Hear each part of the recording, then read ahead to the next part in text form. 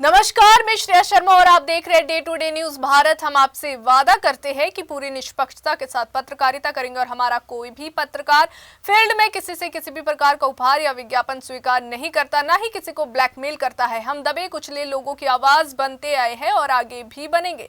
साथ ही हम ऐसी कोई खबर नहीं दिखाएंगे जिससे हमारी भोली भाली जनता मूर्ख बने या उन्हें किसी भी प्रकार का कोई धोखा मिले। हम लोकतंत्र के चौथे स्तंभ को और अधिक मजबूत करने की पूरी कोशिश में लगे हुए हैं। अब बात करते हैं खबर की जो पंजाब से सामने आ रही है। पंजाब से इस वक्त की बड़ी खबर सामने आ रही है। पंजाब पुलिस के सस्पेंड डीआईजी हरचरण सिंह भुल्लर को चंडीगढ़ की माननीय सीबीआई अदालत से बड़ा झटका लगा है। जी हां, शुक्रवार को चंडीगढ़ माननीय सीबीआई कोर्ट ने उनकी जमानत याचिका को खारिज कर दिया है। इस मामले में माननीय कोर्ट में करीब 2.25 घंटे तक लंबी बहस चली, जिसमें भुल्लर की ओर से उनके वकीलों ने गिरफ्तारी और जांच प्रक्रिया पर कई सवाल भी उठाए हैं, जबकि सीबीआई ने कड़े तर्कों के साथ जमानत का विरोध किया है। वहीं आपको बता दें कि माननीय कोर्ट ने दोनों पक्षों को सुनने के बाद साफ कर दिया है कि फिलहाल पूर्व डीआईजी को जेल में ही रहना होगा। सुनवाई के दौरान भुल्लर के वकील ने सीबीआई की चार्जशीट और सबूतों पर सवाल खड़े किए हैं। वकील ने दलील दी है कि सीबीआई ने जिस शब्द सेवा पानी को रिश्वत के रूप में पेश किया है, उसका अर्थ सिर्फ रिश्वत नहीं होता।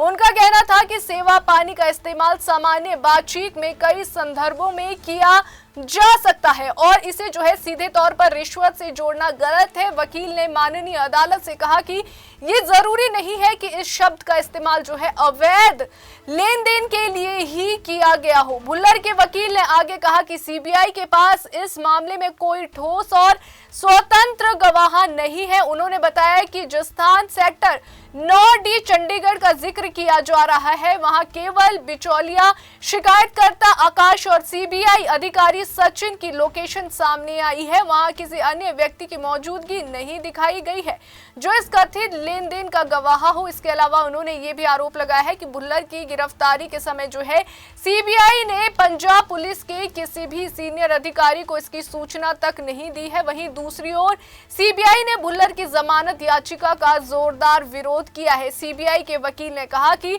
यह मामला नॉन वेलेबल है और साथ ही आरोपी कोई साधारण अधिकारी नहीं बल्कि डीआईजी जैसे बेहद वरिष्ठ पद पर तैनात था। उन्होंने ये भी याद दिलाया कि भुल्लर पूर्व डीजीपी के बेटे हैं, जिससे उनका प्रभाव और नेटवर्क काफी मजबूत था। इसी वजह से जांच एजेंसी ने गिरफ्तारी से पहले सभी सबूत पूरी तरह से जुटाए हैं। सीबीआई के वकील ने माननीय अदालत को बताया कि इस केस में 2 अहम गवाह मौजूद है। पहले गवाह की बात की जाए तो इंस्पेक्टर पवन लांबा और दूसरे गवाह इंस्पेक्टर RM शर्मा है। उन्होंने ये भी कहा कि बचाव पक्ष का ये दावा गलत है कि इस केस में कोई गवाह नहीं है। जांच एजेंसी के अनुसार दोनों गवाहों के बयान केस की रीढ़ है और भ्रष्टाचार के आरोपों की पुष्टि करते हैं। सीबीआई ने ये भी दलील दी है कि भुल्लर द्वारा बिचौलिए को भेजे गए मैसेजेस इस बात का साफ संकेत देते हैं कि रिश्वत मांगी जा रही थी। मैसेजेस में लिखा गया था कि जितने देता है उतने ले लो और पूरे 8 लाख करने हैं। सीबीआई के अनुसार इस मैसेज से ये स्पष्ट हो जाता है कि सेवा पानी शब्द का इस्तेमाल रिश्वत के संदर्भ में ही किया गया था। और साथ ही आपको बता दें कि जांच एजेंसी ने कहा कि ये केवल शब्दों का खेल नहीं था बल्कि एक सुनियोजित भ्रष्टाचार का मामला है। सीबीआई के वकील ने यह भी स्पष्ट किया है कि डीएसपी रैंक के अधिकारी को गिरफ्तारी का पूरा अधिकार है। केंद्र सरकार द्वारा जारी नोटिफिकेशन में ये साफ तौर पर दर्ज है कि गंभीर भ्रष्टाचार के मामलों में जगह या क्षेत्राधिकार बाधा नहीं बनता, खासकर जब मामला इतने बड़े पद पर बैठे अधिकारी से जुड़ा हो। उन्होंने ये भी कहा कि ये करप्शन किसी कांस्टेबल के खिलाफ नहीं बल्कि एक डीआईजी के खिलाफ है, इसलिए कार्रवाई भी उसी स्तर की होनी चाहिए और हुई भी। वहीं आपको बता दें कि सीबीआई ने माननीय अदालत में यह भी कहा कि भुल्लर ने भ्रष्टाचार की काफी तेज रफ्तार पकड़ रखी थी। उनके पिता के पूर्व डीजीपी होने के कारण उनका नेक्सन काफी मजबूत था। इसी वजह से जांच एजेंसी ने पहले पूरे सबूत जुटाए और फिर गिरफ्तारी की। वहीं आपको बता दें कि सीबीआई के अनुसार जब डीआईजी जैसे वरिष्ठ अधिकारी की गिरफ्तारी हुई तो न केवल पंजाब बल्कि पूरा देश हिल गया था। इस मामले की पृष्ठभूमि भी जो है बेहद गंभीर है।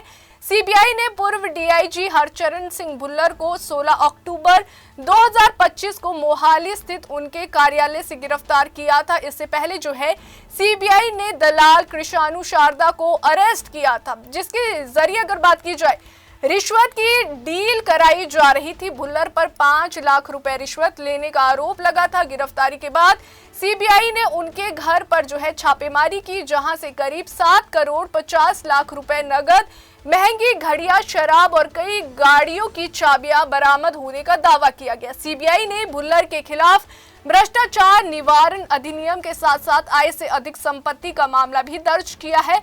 दूसरी ओर अगर बात की जाए पंजाब विजिलेंस ब्यूरो ने भी उनके खिलाफ आय से अधिक संपत्ति का केस दर्ज किया है। हालांकि अभी तक विजिलेंस आरोपी का रिमांड नहीं ले पाई है। फिलहाल हरचरण सिंह भुल्लर बुड़ेल जेल में बंद है और जेल में रहते हुए भी भुल्लर लगातार सुर्खियों में रहे हैं। कुछ समय पहले उन्होंने चंडीगढ़ माननीय अदालत में याचिका दायर कर जेल में गद्दा जो है उपलब्ध कराने की मांग की थी। उनका कहना था कि उन्हें पीठ में दर्द की समस्या है। माननीय अदालत ने इस मामले में जेल सुप्रिंटेंडेंट को जो है आवश्यक कार्रवाई करने के आदेश दिए थे। इससे पहले उनके बैंक खाते भी जो है अटैच किए जा चुके हैं।